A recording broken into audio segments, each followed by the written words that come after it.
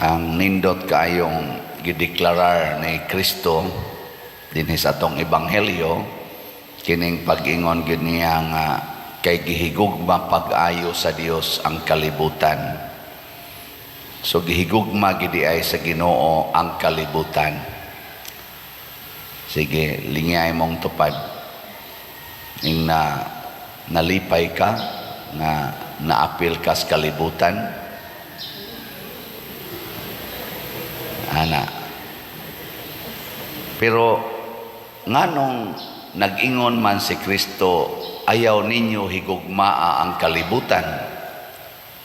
Kinahanglang buntogo ninyo ang kalibutan. Ayaw mo pagpaulipon sa kalibutan. Gani, mo ingon man gani ng mga magsasangyaw, labi ng mga apostoles, ang taong kalibutanon, maimpierno. Kinahanglan mahimo kitang langit nun. Dili ta maghuna-huna sa mga butang sa kalibutan, hinunua biyaan nato kining tanan. Unya, ang Ginoo nahigugma pag-ayo sa kalibutan. Unya, kita didan paghigugma sa kalibutan. Ay may saktuan eh. Ngilingay mong tupad. Yung na huwag ka maglibog. Yung na ano.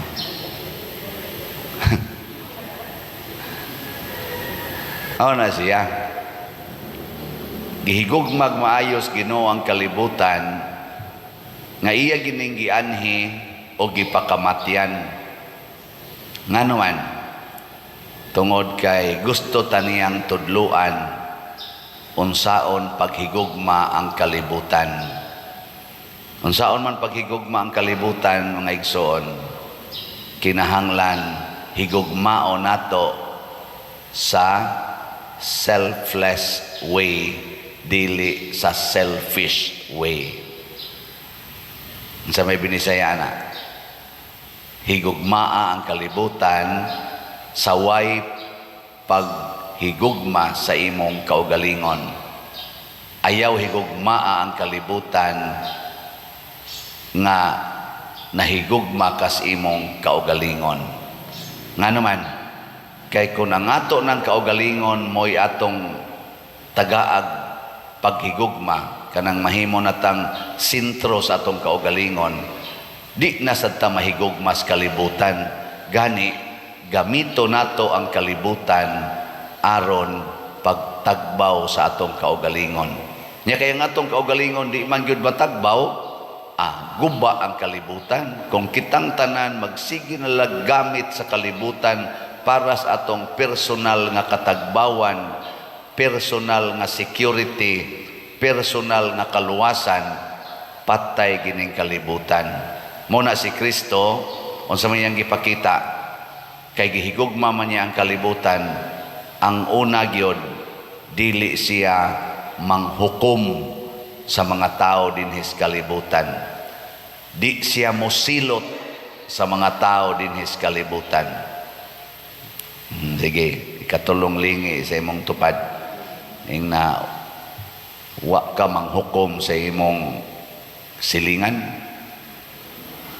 Na ing na wa ka mosilot sa imong anak or sa imong pag-umangkon, di ka mangusi, di ka manglatos. Di ba? Niya ikaduha, ang gihimo ni Hesus, ang iyang lawas, iyang gipabitay sa krus. Pero wa gyud siya'y tao nga gibitay niya sa krus. Pasabot, ang tinuod ang paghigugma sa kalibutan, mga igsoon, kanang andam tang magpakamatay para sa kalibutan ug sa katawhan, dili mupatay sa kalibutan. Mao bitaw na ang mga selfish people maghimog yung mga illegal activities, illegal logging, illegal fishing, illegal sa pamalaing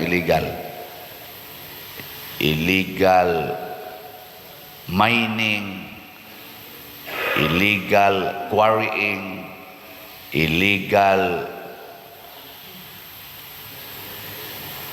coloring, legal man din na ng pag-colors book. Kada pag-kiss-kiss kilay, murabi ang nag-illegal logging. Unsa man ang illegal logging, kana bang imong putlon ang kahoy nga wa kay ipuli og tanom. Tanawan ng inyong kilay, gihaguan ginagtanom sa Ginoo, nya inyong kiskison di putol na. Unsa man inyong giilis, badlis. Dili inyo tatong gitamnan og lain. Anay illegal logging. Nya unsa may resulta sa illegal logging? Flash floods. Perti naghanang patay na aning flash floods kay wa nay kahoy nga moali dito sa bukid, dritso ng tubig sa ubos.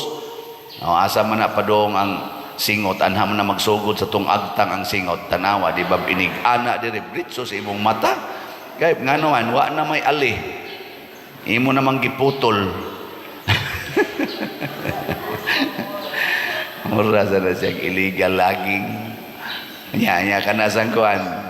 Kana mga bata diri sa ilawom nga gipangpatay, pinaagig pills, pinaagig ligation, abortion, unsa man na, mura sa nag-illegal mining or illegal fishing. Kay imo man na ditong butangag hilo, di ba? Kanang illegal fishing, magduk-duk man nalag tubli sa una, niya hiluan bang isda ba? Aron manglutaw. Mao sana imnag pills aron mamatay ito ditong kuan similya niya mamatay apila lag pangihi illegal fishing na abortion o illegal mining kay kuuton mo na dito bungkagon mo na dito kanang ligation o mo gyapon panglugtason dito sa ilaw pamutlon mao mo sana illegal mining good. Bungkag ra man kay bungkag hangtod mga lusno na lang ng mga yuta diha wa nay muali kay illegal lagi. Mao na ang mga selfish kana ang naong ra gid niya mo igihuna-huna wa mahigugma, dili mao ang iyang paghigugma sa kalibutan, mao nay gugma yawa nga nias kalibutan. Unsa may iyang gugma sa kaugalingon. Muna ang yawa, gubo niya ang kalibutan. Kaya nga naman, di man gud siya mao'y gahimos kalibutan. Ang Ginoo may naghimo, gubon sa yawa. So kana ding moingon ang Ginoo, ayaw higugmaa ang kalibutan. Ang pasabot ana, ayaw gamita ang kalibutan para sa imong kaugalingon. Gamita ang imong kaugalingon para sa kaayuhan sa kalibutan. Kanang pagpamalit og slot unsa man na maayo na dili kanang siging tigom anang kwarta maayo na dili sige tubag nganong sige magagtigom para unsa man unya og ang imong tinigom kuhaon gani, suko dahin ka. Imo dahin silutan ang nagkuha. Ipakulata pa, ipapriso pag yung kawatan.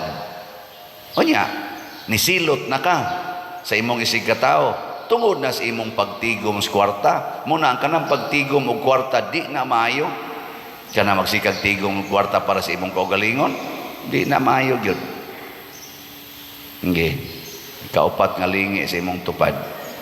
Ina, sugod karon gitu bang sabat sugod karon din agita magtigom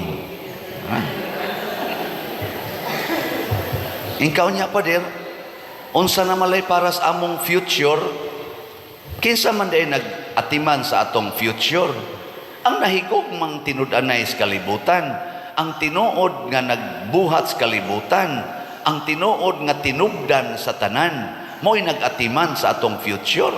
Kinsa man? Ang Ginoo. Maubitang ang Ginoo, ang iyang gitudlo nato, ayaw mo kabalaka sa ugma.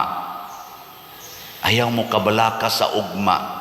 Buhata lang unsay mabuhat ninyo karon. Do not worry about tomorrow. Look at the birds, look at the flowers, look at the weeds, look at the trees.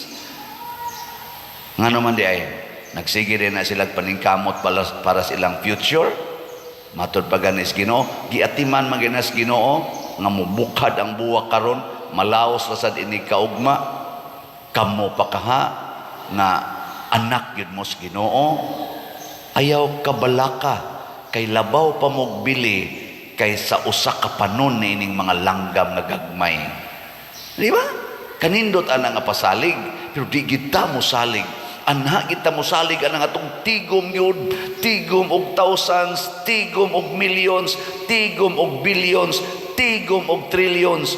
Anha kita mo salig. Hangtod na lang nagpatay na tang maayo. Tanawa ra nang giagias gubat. Oh, tanawa dito sa Ukraine, i-plus mo na usahay. Abisag inyong i-search sa Google unsay naong sa mga building sa Ukraine. Huna-huna ako nog usa ka tag-iya adtong mga buildings nga mao na nainaong ana nga nga bungkag na porte na yung lusnoa.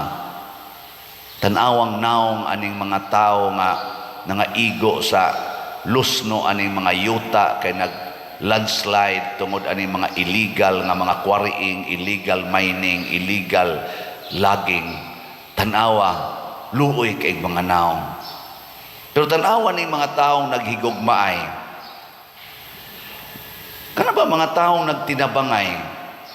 Labi na panahos trahedya nga magtinabangay gyud maayo.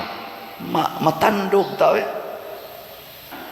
Kamo mga babae ba? Ako lang pasiuna na lang ning ako ba, pero dili ko mo criticize ana ha. Ang atong beauty pageant mangod atong hubuan ang babae. Kana mang gwapa kay nga babae ba atong hubuan. Binla na lang nato duha ka buok. Usahay.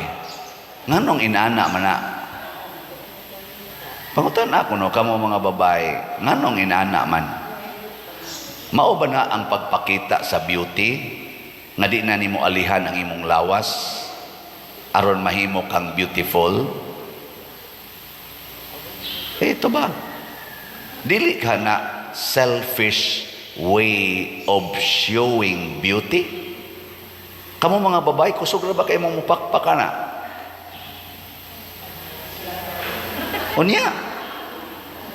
Unya, og pugson mo nga pahubuon, mukiha kay sexual abuse. Unya, palakaw-lakaw diya sa stage, dili sexual abuse. Tarungon ka ni natog husay. Bisan ka ni lion mo, mukiha kay sexual abuse. Unya, og kamirahan, palakaw-lakaon, bidyuhan, i-upload pa sa social media, dili sexual abuse. Pero naligo ka, bidyuhan, i-upload social media, mukiha kay sexual abuse. Hoy, pagbata ka mo kinsa may nag-sexual abuse? Kami, mga lalaki, nga nabuang og tan-aw ang inyong hapit wa nay hapin nga lawas? O kamo nga inyong gisudlag bakukang ang among hasta pari di na kahinomdom sa madre kay kana nagitan-aon? Kay ang madre tinabunan mang lawas tanan. Di mami ganaham tan-aw na hinoon magsigimig tan-aw na. Kaning ako, wala ning ako kana bang pasiun na lang ni ba nga pamalandong ka ta oy. Nga naman di ay tarungon lang na nga short lang yun, t-shirt lang, gown lang, ayaw lang sa nang sihag kaayo. Ana, nga naman di kanaon, wa gyud beauty? Hindi, hilom lagi mo. Oo na nga, ana ganing mamalandong ta.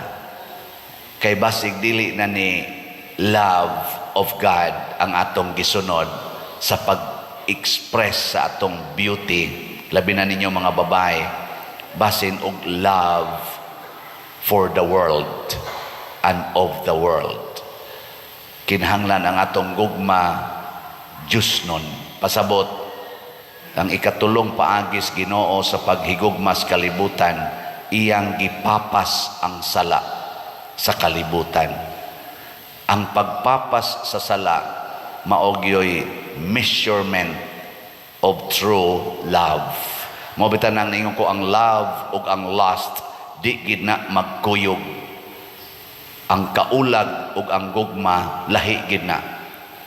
Medyo lang silingan kay na sila. Ang lust gustong mugakos, ang gugma gusto sang mugakos. Pero ang lust gusto og sala, ang love dili gusto og sala. No na siya. So ang love, labi nas babay og sa lalaki, maggakos na sila humagkasal. Ang lust mugakos gid na wapay kasal. Ang love mutukhang na humagkasal, bahalag mangluspad, way kaunay basta human ang kasal. Pero ang lust, oy sus, di gid na mutukhang humas kasal, mutalikod na kana yung wapay kasal. Ana mo na siya. Diri sa atong unang pagbasa, ang mga apostoles nisugot rang prisohon ang anghel ra sa nipagawas nila. Gidakop na sagbalik, wa gyud mo resist. Nganuman nahigugma man, dili mahadlok sa pag-antos, magsige rag sunod unsay sugo sa Ginoo. Mao na nga nahimo sad silang kabus. Wa sila'y mga kwarta, way balay, wa gani sila'y right except divine right. Prisohon lang sila, latoson lang, putlas liog, wa sila'y claim of human right. Kabus kayo. Pero matod pa diri sa atong tubag sa Salmo, namati ang Ginoo sa pangaliya sa kabus. Manindog ta para sa